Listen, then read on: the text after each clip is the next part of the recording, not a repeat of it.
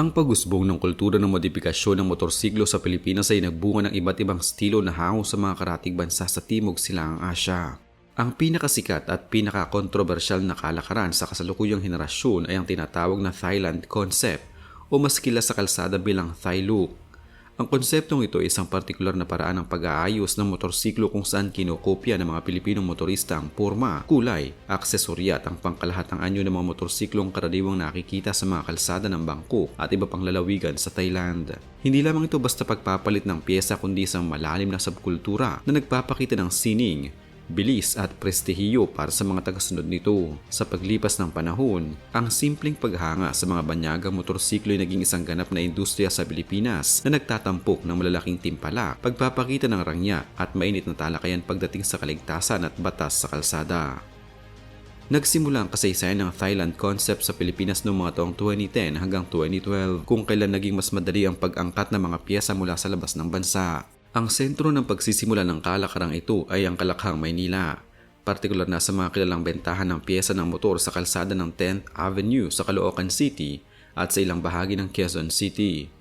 Ang mga mekaniko at negosyanteng tulad ni Joselito John Geling na mas kilala sa tawag na Tolits ng Tolits MC Parts na matatagpuan sa Doña Rosario Street sa Quezon City ay isa sa mga naging pangunahing individual na nagpasok at nagbuo ng mga tunay na disenyo ng Honda RS Thai concept.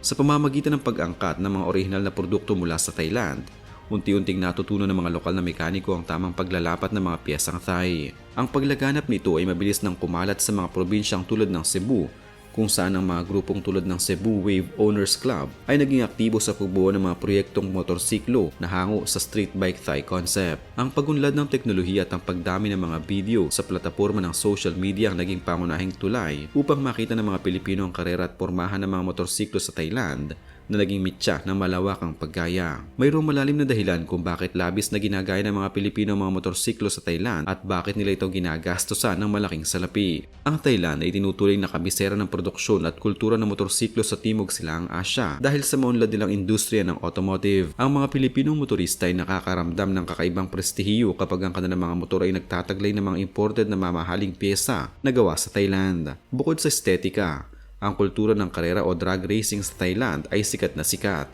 at ang paggaya ng kanilang porma ay nagbibigay ng impresyon ng bilis at mataas na performance. Ang pagmomodify ay nagsisilbi ring paraan ng pagpapahayag ng sarili at pagtakas sa pagiging ordinaryo ng isang stock na motorsiklo. Sa isang bansa kung saan ang trapiko ay talamak at ang motorsiklo ang pangunahing transportasyon, ang pagkakaroon ng isang natatangi at kapansin-pansing sasakyan ay nagbibigay ng mataas na antas ng kumpiyansa sa isang rider sa loob ng komunidad ng mga motorista.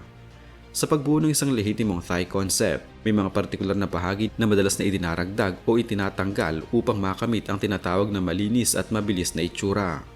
Ang pinakaimportanteng idinaragdag sa motorsiklo ay ang titanium bolts, partikular ang mga sikat na hang bolts na may iba't ibang kulay tulad ng ginto at asul upang mapalitan ang mga ordinaryong tornilyo ng motor. Idinaragdag din ang mga mamahaling suspension tulad ng YSS o Öhlins, mga preno ng Brembo at ang mga upuan na may manipis na tabas o tinatawag na Thailand seat. Sa kabilang banda, ang pinakamalaking binabawas o tinatanggal sa motor ay ang bigat nito.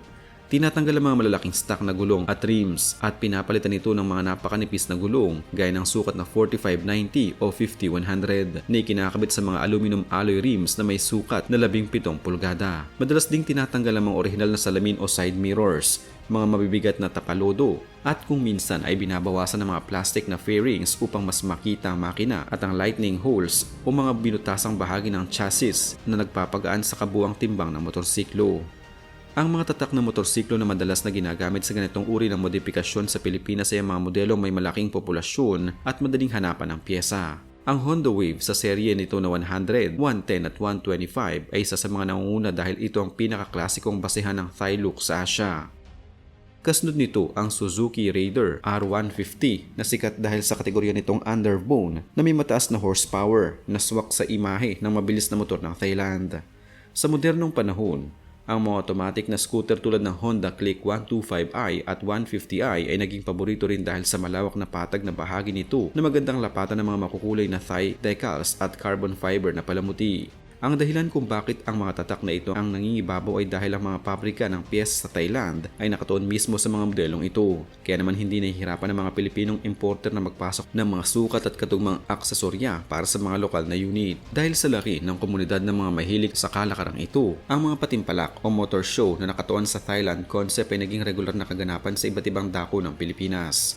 Ang mga serye ng patimpalak tulad ng Dayo series na inorganisa ng V-Line Production sa mga lugar tulad ng Lipa City Hall sa Batangas ay nagiging tanghalan ng mga pinakamahusay na build. May mga kategorya sa contest na ito tulad ng Pure Thai Concept, Street Bike Thai Look at Open Thailand Modification.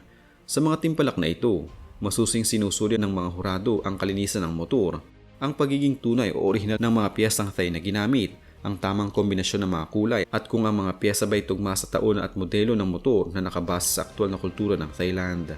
Ang mga karerang legal na nagaganap sa mga drag strip ay nagtatampok din ng mga motor na may ganitong setup upang patunayan na hindi lang pang display ang sining kundi may kakayahan din sa bilis. Sa kabila ng kasikatan nito, ang Thailand concept ay may mahigpit na babala pagdating sa batas trapiko sa Pilipinas sa ilalim ng Land Transportation Office.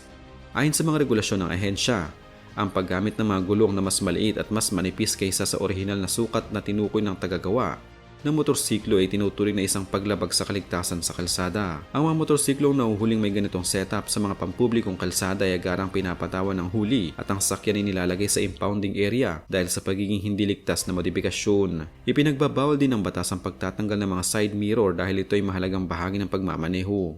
Ang pagpapalit ng kulay ng motorsiklo gamit ang mga makukulay na thigh fairings nang hindi ito ipinaparehistro at binabago ang impormasyon ng Certificate of Registration ay may kaukulang malaking multa at parusa sa ilalim ng umiiral na batas ng bansa.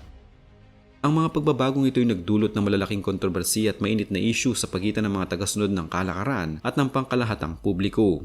Ang pangunahing issue ay ang kaligtasan dahil sa mga manipis na gulong na tinatawag na kamote tires ng mga kritiko ay madaling sumabog, walang sapat na kapit sa basang kalsada at madaling sumemplang kapag duman sa mga lubak na karaniwan sa Pilipinas. Ang kawalan ng mga salamin sa tabi at paggamit ng mga maingay na tambutso na hindi aprobado ay nagiging sanhi ng polusyon sa ingay at panganib sa ibang motorista.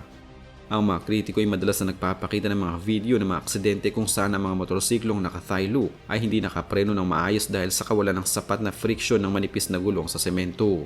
Ang konseptong ito ay madalas ding iniugnay sa mga ilegal na karera sa kalsada sa gabi na lumilikha ng negatibong imahe para sa buong komunidad ng mga nagmumotor sa bansa. Kahit na maraming huli at issue, ang kalakarang ito ay nananatiling buhay at uso pa rin sa kasalukuyang panahon ng 2026 sa Pilipinas. Ang mga komunidad sa mga social media group tulad ng Thailand Concept Group sa Facebook ay patuloy na nagtatala ng libo-libong miyembro na nagbabahagi ng kanilang mga bagong gawang motor araw-araw. Ang mga motorsiklong ito ay patuloy ding naibebenta sa merkado kung saan may mga partikular na mamimili na naghahanap ng mga segunda manong motor na may nakakabit ng mga lehitimong piyesang Thai. Ang bentahan ay aktibo sa mga online marketplace kung saan ang presyo ay nakasalalay sa kalidad ng mga piyesang ginamit. Ang mga motor na may simpleng setup ay madaling mabili, ngunit ang mga motor na may mga rare o mahirap mahanap na piyesa mula sa Thailand ay nagiging pamumuhunan para sa mga kolektor na motorsiklo. Ang halaga ng pagbuo ng isang mataas na antas ng Thailand concept ay maaaring umabot sa napakalaking halaga na higit pa sa orihinal na presyo ng mismong sasakyan. Sa kasaysayan ng modifikasyon sa Pilipinas, ang pinakamahal na mga Thailand concept na motor na naitampok sa mga malalaking motor show ay umabot sa halagang 300 hanggang 500,000 pesos para sa kabuang build ng isang underbone o scooter tulad ng Honda Click o Yamaha NMAX. Ang presyong ito ay hindi lamang para sa mga panlabas na aksesorya kundi kasama ng pagpapalit ng buong makina gamit ang mga piyesang direktang binili sa mga sikat na tuning shop sa Thailand.